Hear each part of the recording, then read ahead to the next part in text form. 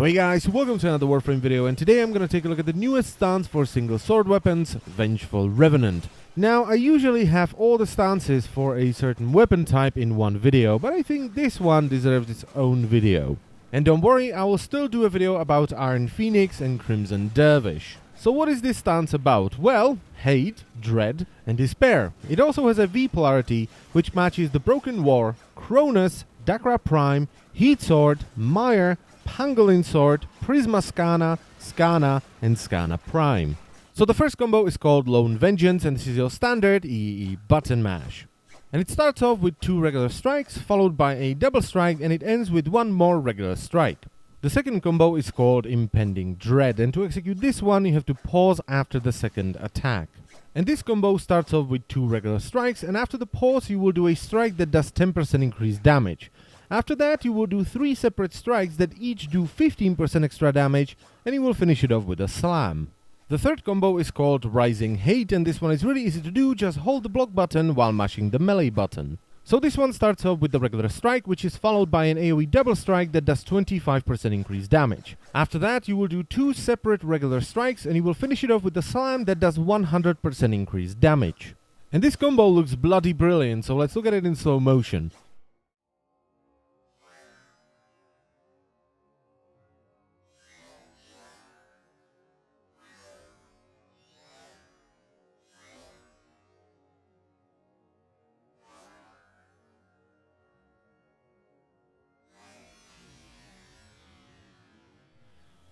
And that's enough. And the fourth and final combo is called Drowning Despair, and to execute this one you have to hold forward while mashing the melee button. And this one is pretty crazy, so it starts off with 2 regular strikes, which are followed by an AoE triple strike that does 20% increased damage and procs impact.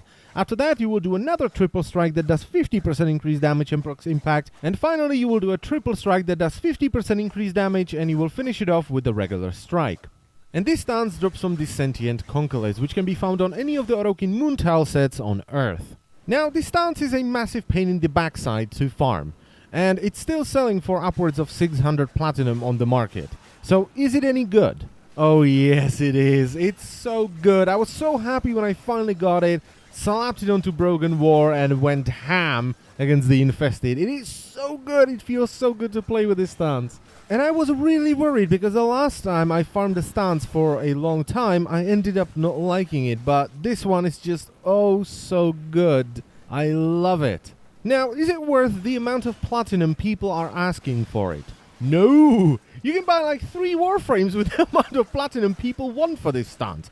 It's crazy. It's a really good stance, yes, but it's not worth like 500 or 600 platinum. So that's question number 1. Question number 2, is it better than Crimson Dervish?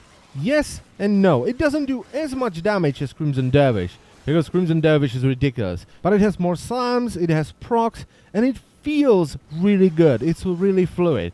And that's because it's a new stance, and D has become much better at making stances. You can't really compare the older stances that we used to get with the newer stances we're getting nowadays. It's just really pleasant to play with the newer stances. They don't restrict your movement as much, and they don't feel clunky at all. And that's it for Vengeful Revenant, so I thank you very much for watching once again, and if you're interested in other stances you can click the link in the description and it will take you to the Warframe Stances playlist. And I will see you next time. Bye bye.